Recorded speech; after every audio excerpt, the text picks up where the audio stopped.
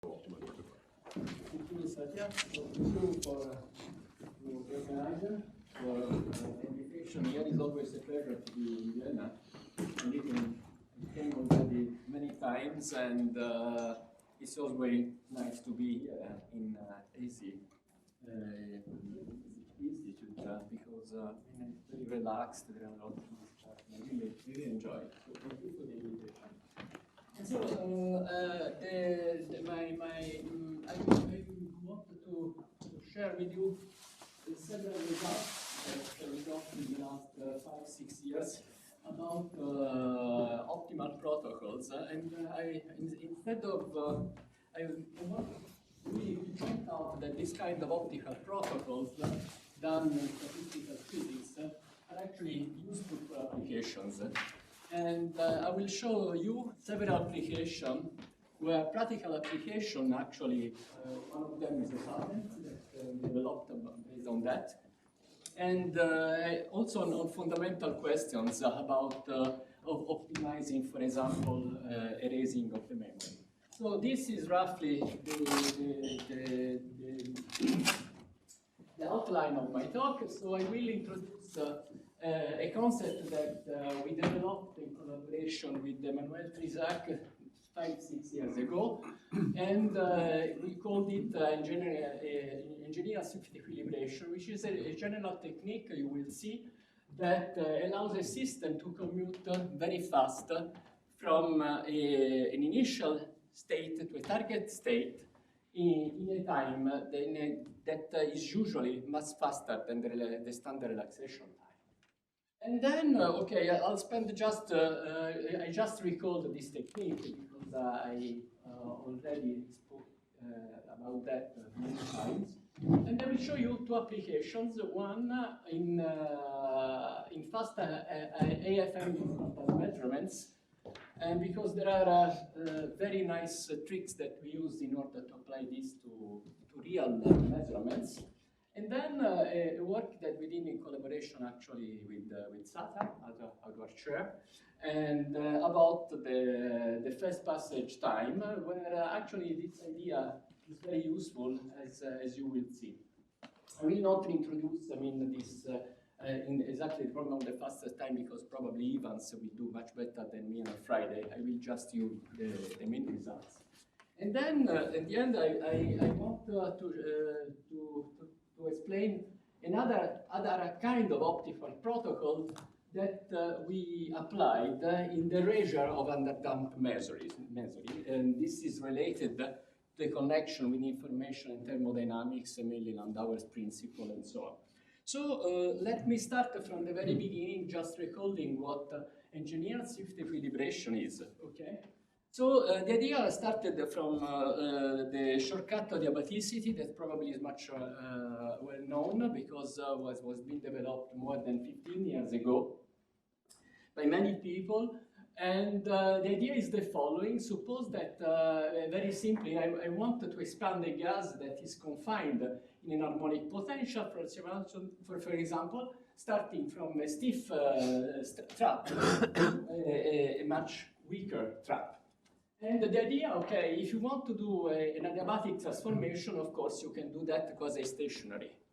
But if you want to do fast, actually, it has been proved that you can do using this kind of protocols, for example, going through and repelling potential, and then to do the right things in order to get at the final, at the end of the protocol, exactly the equilibrium distribution of the system. So the idea, this has been studied, and this has been mainly studied also experimentally in isolated systems. And there is a very nice review written by Thierry Gaudelin and others, the review of modern physics about shortcut adiabaticity. So the question that we studied several years ago is the fact that similar protocols may be also applied in systems that are coupled with okay?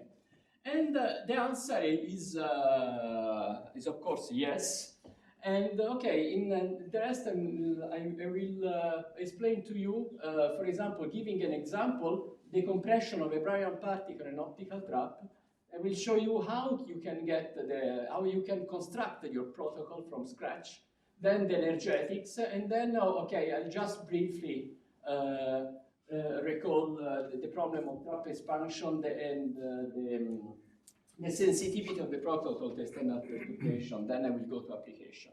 And then, okay, I will show that this is not only possible for over-damped system as a particle in a liquid, but can be also applied, for example, in AFM cantilever, so a highly under-damped system. Okay, so what is the idea? Again, as already mentioned by Clemens at the very beginning, we use optical traps. We know that in the focal, okay. But anyway, this in the focal plane of the system, you have that a particle is trapped in the focal on the focus of the laser beam. Okay, and then as has been already mentioned, okay, the stiffness of the potential can be tuned by changing the intensity of the laser. Okay, so this the equation of motion of the particle is very well known. Okay, this is an Langevin equation. In this case, the stiffness is modulated, so it is time dependent. Okay, and then you have the noise term, and you have then the equilibrium distribution, just a Gaussian. Okay, so what I want to do now. Suppose that I wanted to switch again. In this case, I will do a compression. I start from a distribution that is rather large, so weak stiffness, and then I switch to another situation, to another state in which the stiffness is much larger, and so the distribution shrinks. Of course, I can do this in different way. Either I can do just with the step, I mean just changing very rapidly the stiffness, or I can do that in a more clever, in a more smart way. You will see the difference. Okay, so this I will show first the result, and then I'll explain to you what is happening. Now you see, these are experimental data. You have these are when you apply the step. This is we will see the movie, how the distribution evolves when you apply the step. So you start, this is at 0, the system commute, and then of course the system has been changed, as you can see that, and that of course it takes a long time in order to reach the equilibrium distribution. Okay, but if you do that with the good way, okay, using this protocol, you see this goes very fast. You have to look. So we start a negative time, and 0 will be commuted, okay? And then you will see what is happening.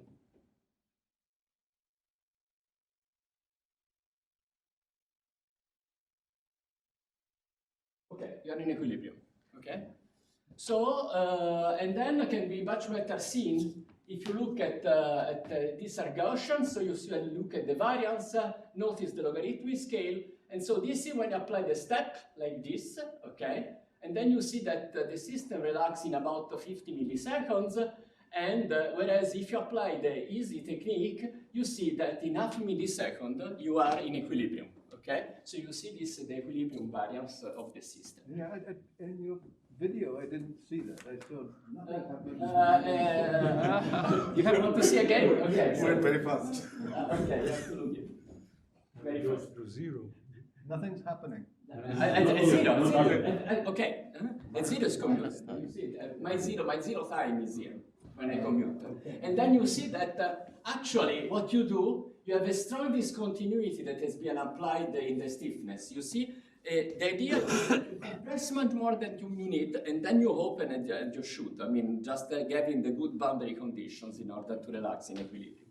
So, actually, you see this is log scale in the power. You see that very strong difference with respect to the here. You see that you have a very big difference on the log scale. Okay. So, just going very fast, how this is the protocol is constructed. This is a very simple example, but I mean, it can be more complex, but it is not my goal today. So, but you start from your Langevin equation, then you have the Fokker-Planck equation associated. Now the system is Gaussian, so you can write just an equation for the one of the variants, okay, of the system, and so you have an equation for alpha, and then okay, you impose boundary condition that you want the initial and the final state. You impose boundary condition of the derivative of that, and then you fix a certain time evolution that you want, that this expected boundary condition, and then you look what kind of stiffness you have to apply in order to get that time evolution. And it works, have you seen? Okay, it works quite well. And so this can be also done, for example, in the nonlinear case. I don't go into, but in the article you can find that can be also applied in nonlinear potential. So, Sergio, yes. The equation that you have for alpha there, Yes. is that the result of some optimal control condition? No. I will go to the optimal, but for the moment there is no optimal. You only want to reach the two states in a given time. Okay, this is the idea. But then, of course, we can go to optimal just 2 slides after. Okay, because indeed you can choose any trajectory that you want. The point among the family of all possible trajectory, then you can optimize, for example, in order to reduce, I don't know, for example, energy that you need to optimize, for example, the adiabatics exchange or other things, okay?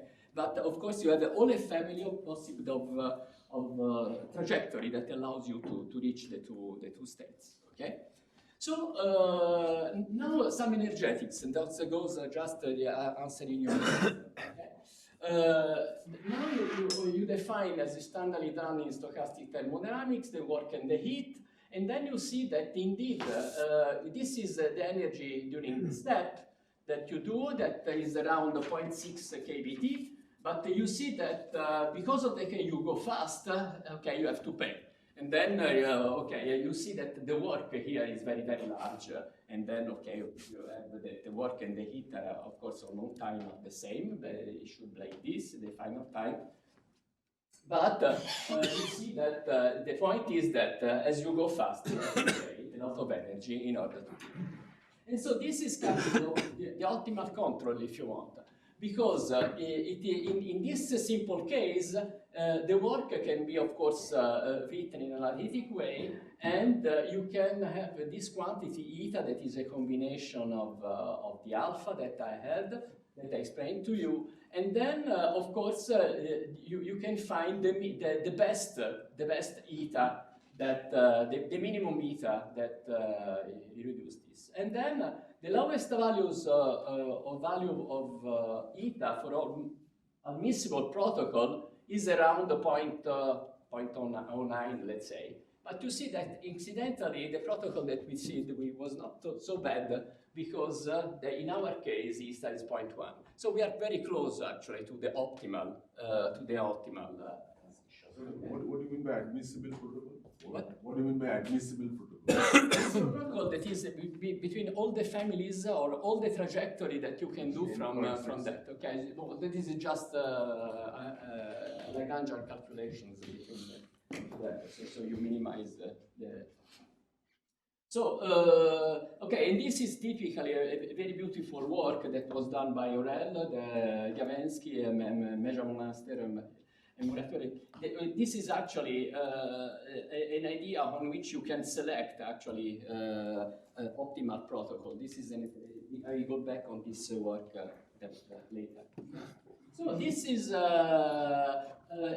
just summarize what I said, how the system works.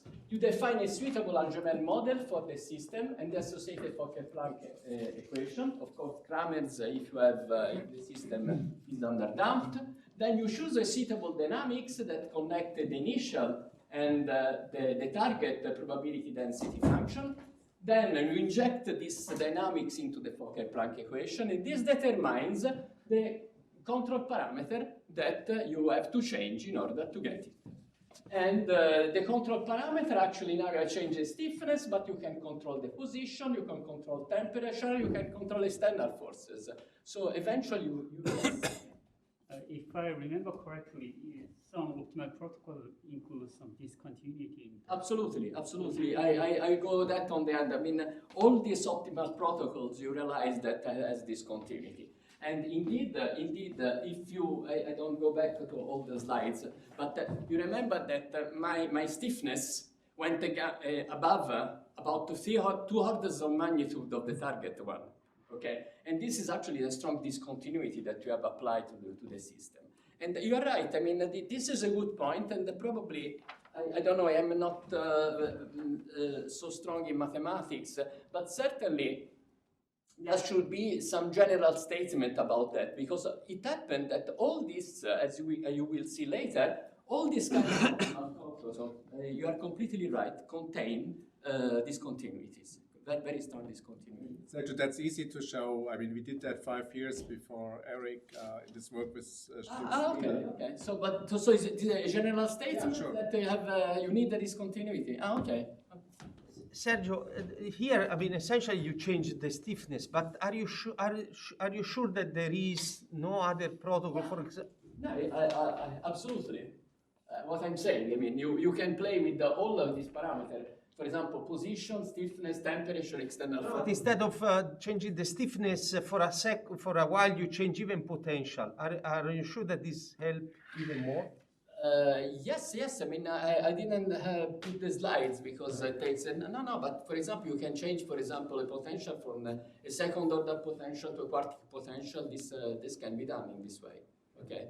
And if you want, the answer is that the fact that the Fokker-Planck equation is linear in the potential. Okay, so actually you can tune, I mean, your parameter in order to get it. So maybe you said it, but when you're doing this thing, you don't give yourself the optimum doesn't run to infinite force or something like that. It's very surprising, but you don't limit the quantity of energy of anything that you use. The rule of the game is look for the best. I'm saying if I want my objective is just to change in a given time, I don't care about the optimal. But then if in this given time I want to optimize the energy, that's I have to do what I said. I have to select the good trajectory that allows me to optimize. But there are two steps. What is remarkable is that this optimum doesn't flow to infinity. No, okay. Infinite force. No. It doesn't. But of course, it depends how much you are demanding. In the sense, if okay, there are of course limits because. Let us take overdamped Langevin equations, okay? And then you decide to do a very short target time, okay, to reach. But then you realize immediately that if you ask too much, you run into troubles because overdamped Langevin equation will be not anymore a good model. Because if you go very fast, inertia will count. So you have to improve your model in order to fit. So in my case, okay, I was fast, but not fast enough to consider inertia, if you want. But actually, you will see, I don't go into these problems, but certainly you see this very well in a cantilever, okay, when you are too demanding in terms of time, and when you go, for example, if you go above the resonance time, okay, this you run into troubles, okay? So I will not show this, but we can discuss about that. So there is So, okay, I will skip this because you can do expansion. Expansion, actually, you have to go from a repulsive potential that with optical traps as our, for example, as Clemens may easily know, I mean, it cannot be easily done in an optical trap. And then, okay, there are some tricks in order to overcome this problem. And then also there are other questions that you can ask. How sensitive is the method to external perturbation? Okay, these are all things that we have discussed, but I don't want to go into this problem. So let me go very fast to the system. In this case, we used a different technique. We use an AFM cantilever. Okay, there is a sphere that is glued on that for other reasons. But and then the control force is just the electric field that it is applied between the golden sphere, and a conductive plate. And okay, the equation of motion is of course the second, for the first mode of the cantilever, is just an harmonic oscillator with the external force given by that, and then okay, the noise that, the standard noise. Here the system is really underdamped because it's in air, okay, so the damping is very small, okay. So now I want to show, okay, what you see, what we do now is something slightly different. We change the system from the position 0 to the position 1. And then if, of course, if you do that with the step, the system takes a lot of time in order to relax because it's only underdamped. Okay, and now as I have 2 degrees of freedom, now I do a plot of the phase space. So I plot the velocity versus position. And then I apply the step. That is, I moved the equilibrium position from one point to another. Okay? So let us see, of course, what is happening. The system is spiraling around the initial point, and then now is spiraling around the final points, and then, okay, I repeat the experiment, and the system continues. Okay? But now we apply the good protocol, and this is what is happening. Finish. Very equilibrium, okay? Which is very nice, okay? The other one is more interesting. The other one is more interesting. The other one? The other one is more rich, you know. Yeah, it's more rich, but I mean, if you want to be in equilibrium very fast, you apply the good problem, and you're in equilibrium, okay? And so, of course, sorry, I have a problem on these slides. Okay, anyway, I don't know why. Okay, of course, here the calculation has to be done with Cramer's equations, and okay, you end up with such a complex time evolution of the force, but okay, you see it works again, okay? So, question, Sergio? Yes. If you say you want to be in equilibrium, you mean that just the probability distribution? Absolutely, yes. It's not necessarily equilibrium, right? No, it's equilibrium because okay, depends what you mean, but what I'm saying, my target is the probability distribution that I have in equilibrium. I could have a non-equilibrium, non-detailed balance dynamics with the same probability distribution, which is taken. Yeah, okay, yes, okay, but here you see that the system equilibrates because it stopped. But if you look a little bit further, for example, the dynamics, what kind of dynamics is it? Yeah. For the real system, can you see that it's really equilibrium? Yes. I'm not speaking about the Fokker-Planck, but just can you check like a second later that there is a fluctuation? Absolutely. No. No, absolutely. Yeah. You can do that for sure. Yes. The same idea. Is still a Gaussian distribution in phase space, or? What do you mean? In this case, yes, it's Gaussian distribution because the potential is harmonic. But as I said, I mean, it's slightly more complicated, but you can do even in the case of non-harmonic potential. Not generally. In the case of, okay, in the case of Cramer's, we have a long paper with Emmanuel in which I mean it's much more complicated than what I'm saying, because there are some region of the control parameter that are completely not allowed to use, in which you can really not having such an effect, okay? But, okay, this is not the subject for today, so I want just to show that there are very nice applications of this system, okay? So, just to summarize, you see that this technique is very powerful and allows us to reach much faster than the natural relaxation time a target state. I have to say, I mean, to be honest, that a similar technique has been developed by engineers, and it's called input shaping. And but the purpose is quite different in the sense that here, as just been mentioned, the target state is a probability distributions. Okay, in the case of the engineers, it's just I mean a real target for the system. Okay, then indeed, this is what I say here. So, as I said, I mean, engineer Swift Equilibration is a shortcut to the is the extension of shortcut to abatisticity. And then I've shown that using specific protocol, this is possible to relax at an arbitrary speed, an open system coupled to a thermal buffer. Okay, then the energetic cost, speeding up have been evaluated, and in the family of possible process, the most efficient, of course, can be chosen. And of course, you can use not only one control parameter, but many control parameters in order to overcome problems. Okay. Now, as I'm running already out of time, okay, this the list. But I mean, what is interesting, you will see just in the next slides, that you can use a similar technique in order to switch from different non-equilibrium states. Okay.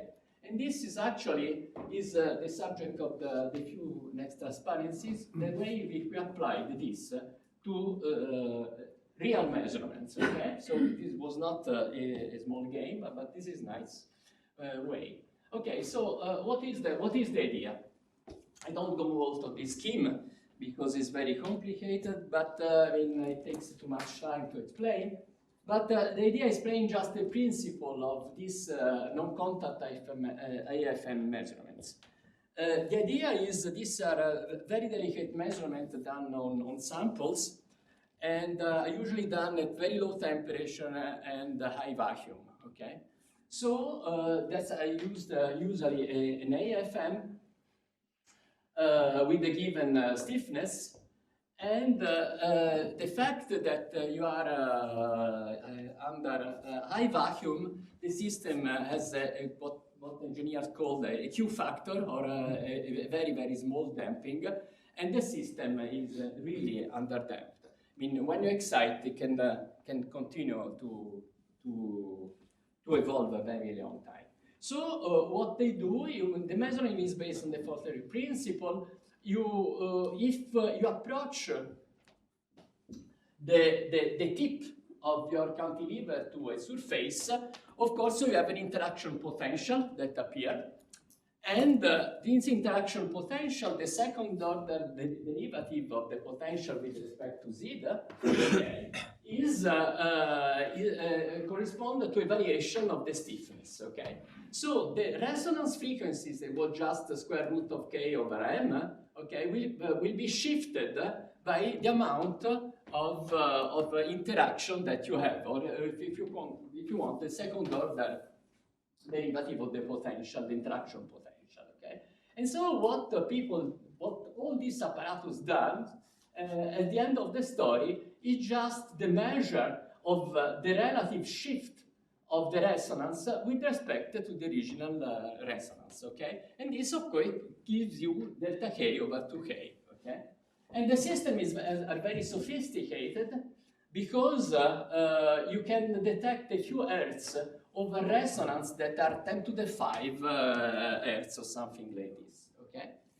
But the price that you have to pay to do that is that the measurement is low, because you have to wait, although there is efficient feedback, you have to wait that the feedback acts and relax to equilibrium. So, roughly speaking, even in very good system, you need 50 minutes about to scan with a good resolution 1 micron by 1 micron surface, okay? So this is long, and so actually this is the idea that we had.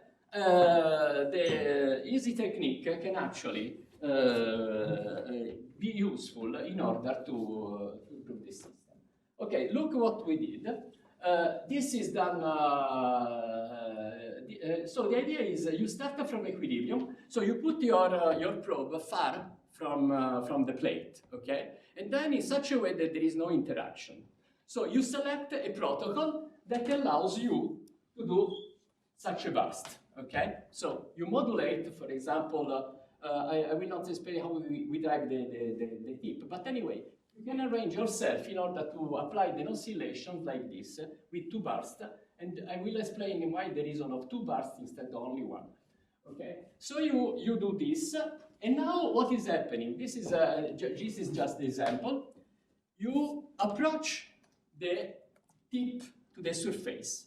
Therefore, the protocol that you have developed in order to do this is perturbed. Okay, so the protocol is not good anymore because the potential is not the one that you had at the origin, and so you see that the protocol is not very good. Okay, and then you see there is a residual that appears because of the interaction of the surface, because of this delta F that appears due to an interaction tip surface.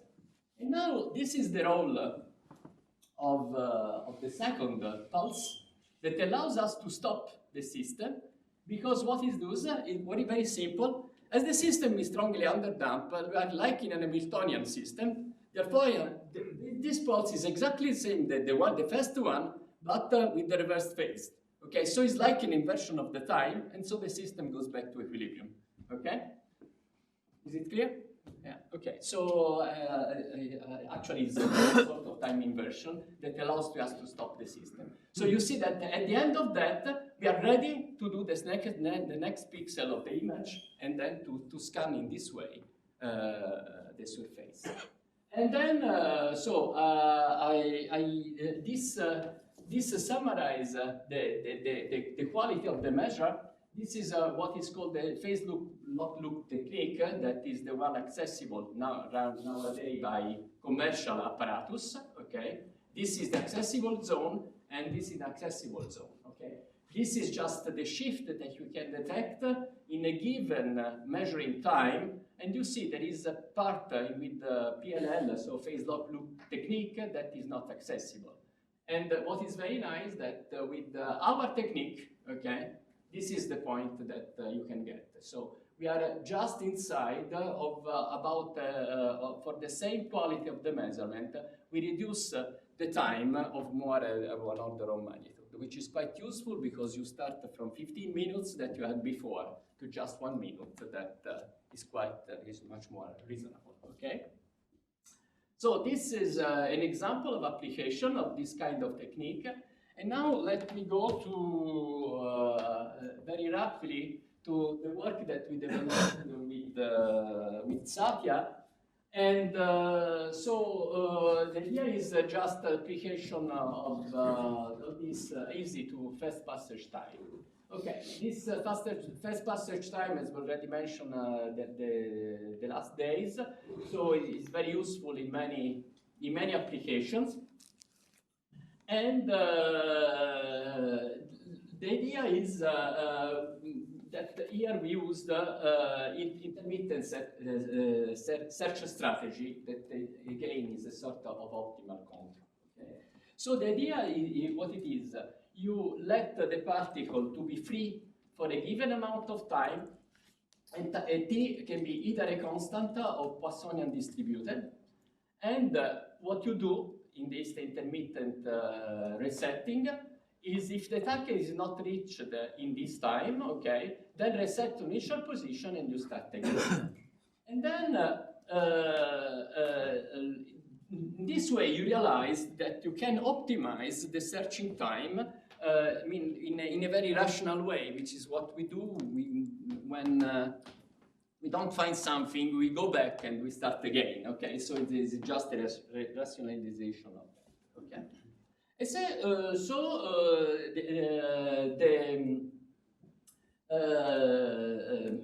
the point is that there are two two problems that the initial position is fixed in the previous theoretical calculation, and the reset is instantaneous. Now, if you want to do an experiment, you see there are two drawbacks. That first of all, the relaxation is not instantaneous because if you, for example, you take the particle and you go to an initial position again, you need a relaxation time inside the trap in order to start again from the given position, okay? And then the other point is that if you have not a very stiff trap, okay, you see that you have a distribution of initial position around the point in which you want to start your research, okay? Okay, now you see that the relaxation time is solved by the easy technique that I told you before, because instead of just doing a resetting step, you do the good protocol in order to go very fast. So this can be this relaxation time between the free flights can be highly reduced, okay? But what you cannot, you have to deal with is the fact that you have an initial distribution. And this allows us to understand several things. So, for example, here is the first passage time, okay, non-dimensional in this way, okay, using the diffusion constant. And then, okay, you see that there is another parameter that is the distance of the target with respect to the standard deviation of the fluctuations, of the initial fluctuations. And then there is this parameter C that, okay, is just the normalized, the non-dimensional resetting time that I said. So this is the time, each time you go back to the initial position. So if B is very large, okay, it's not of course infinite, you see that you have such a curve with the minimum here. Okay, these are the experimental points, this is the theoretical prediction, so everything works well.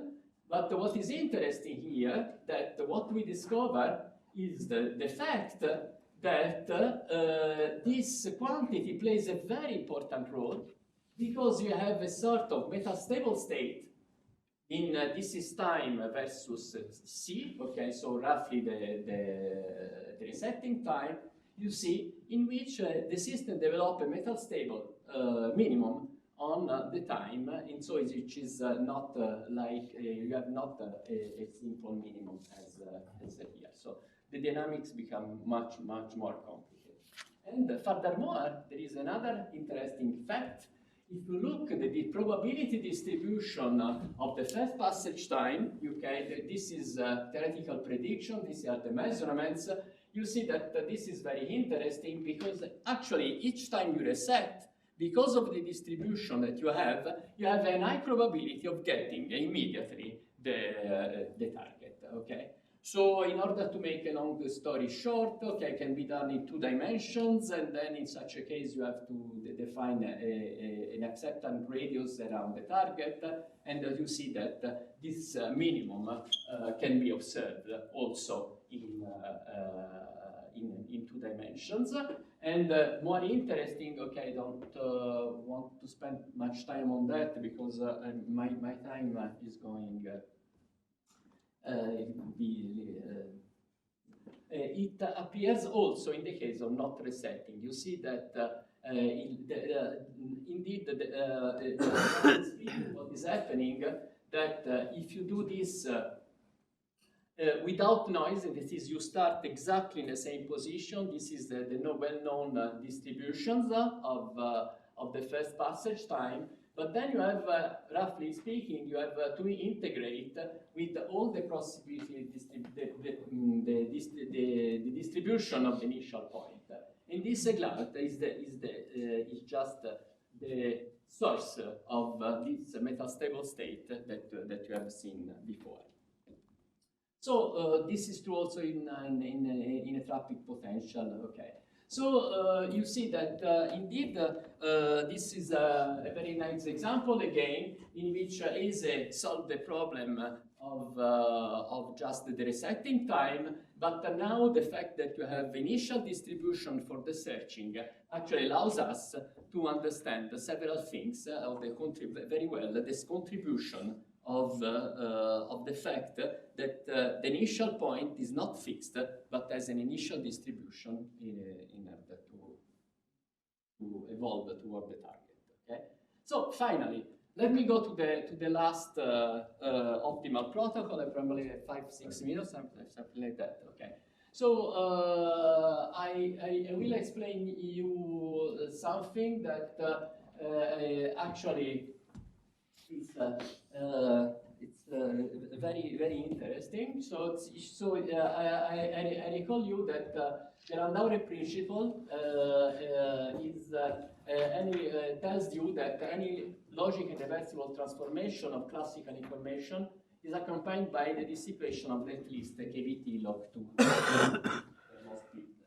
So one, of course, a very reversible transformation is the erasure. And okay, this I follow Bennett to explain this. I mean, you start from a 2-well potential where the left is 0, the right is 1, and then you can start with equal probability either in the right or in the left tap. And then you see that in this case, the entropy of the system is KB log 2.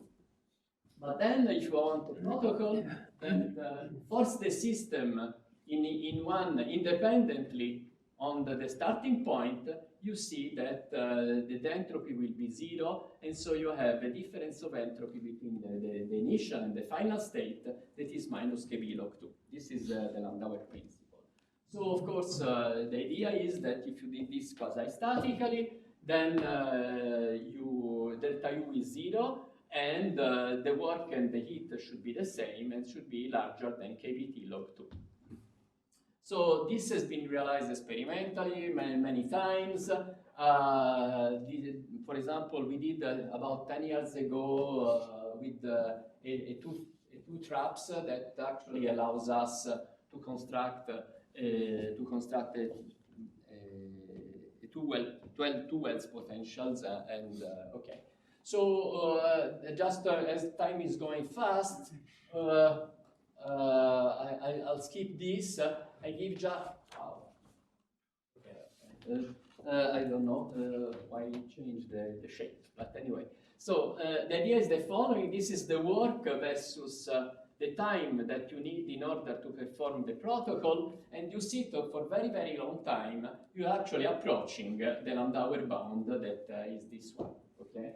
But now this is the point of optimization, and indeed this work of Morello and the co-workers that I mentioned before allows to optimize the time. That is, you fix the time and you look for the best trajectory of the best protocol that allows you to minimize the energy that you need in order to reach the state.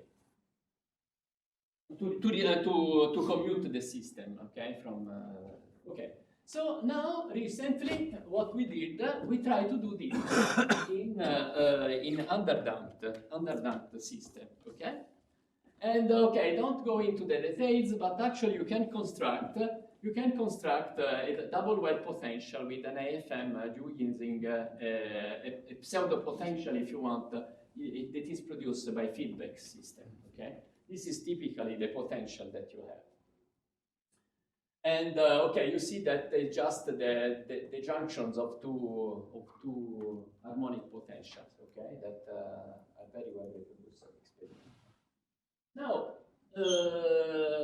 here the protocol is much smarter than what we did before. And okay, you have you start from a position can be 0, 1. Then the first step you merge the two traps, okay, in a single one, okay.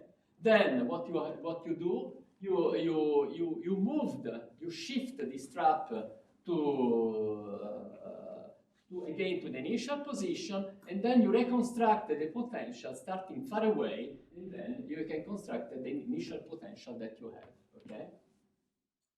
If you do this very slowly, this is the amount of work that you have to do versus time. You see again that you can reach the Landauer bound. Okay. And but what is interesting here, and this I said that technique completely different. Since I compare the measurement done in overdamped system with the one in underdamped, you see that the gain in time is enormous. You see that here we have almost more than 2 orders of magnitude in order to reach the Landauer bound. Okay, so it is much faster thanks to the fact that you have no dissipation. And the point is, what is happening if you go very fast? I am almost finished. Okay, I want just to show something that at least 2 persons will be very interested. Okay, so the idea is the following. There is, if you look at the first steps that we do, that is the merging, you see, when the energy that you need, there are 2 contributions. What is entropic? Okay, you cannot do anything about that. This is a Landauer principle. But when you go very fast, there is the fact that you are doing a shift. So you are spending a lot of energy in order to shift the system. And the same here when you go back to the initial position, okay? Because there is a shift, so you are working against the viscosity, which is small, but is still, okay? And so what you realize that indeed, okay, that when you go faster, this is in terms of velocity, so this is fast process, okay, I just reverse with respect to before. You see that this is the quality factor. This is just 1 over the viscosity. And you see that indeed the amount of energy grows very fast when you go fast, okay? But then there is an optimal protocol that can be done, and indeed, and then we tried this, and it works remarkably well. Okay, I'll start. We used something that has been computed many years ago, just exactly for underdamped system by Udo and collaborators, and then also Christian and did some other improvement on this. And the idea is to apply when you move the trap, instead of moving very slowly towards the ramp, what you do again, you apply a very big step. Okay, then you go again on the good velocity, and then again when you stop. Okay. And now you see that the difference is remarkable, because when you do nothing, just apply the ramp, you see there are strong oscillation that appears, whereas when you do this, applying the optimal protocol, you see that the system does not oscillate and goes immediately to the equilibrium. Okay? So this, of course, what is remarkable here is that if you do that on just when we shift the system to go back, it's clear this is the system was computed. But it works remarkably well even when we do merging. And the reason, I can explain you by hand very easily. The fact is that when you start in the position, which is remarkable because this is not the way in which it has been computed, but the fact that the potential is harmonic. So you move very fast, and in principle, the particle is always moving in an harmonic potential. Okay, and then when they merge, okay, there is some jump, but at the end of the story, you finished in a potential that has the same stiffness that it has at the very beginning. And this is by hand, the reason why probably it works so well. So the advantages you see is very large. You see, this is the optimal protocol. All oscillation has been killed, and you see this is you have even for very large quality factor, that is the system strongly underdamped, the system works. So it means that even if you go very fast, you are above the Landauer limit only with a factor of 2, which is not very big. So this concludes what I'm saying. I hope that I convinced you that these optimal protocols are actually useful and not just exercise in order to optimize something, and they have really strong application both on fundamental questions and more applied questions. And so let me thank our sponsor and my collaborator, Ludovic Bellon-Petrosian, Besga work about the fast passage time, Pereda about the patent, Dago and on this optimal protocol in Landauer, and then Martinez also was one of the first author of the easy technique. And then our theoretician, Chupog, Riadelin, Trizac, and my collaborator, Satya. Thank you for your attention.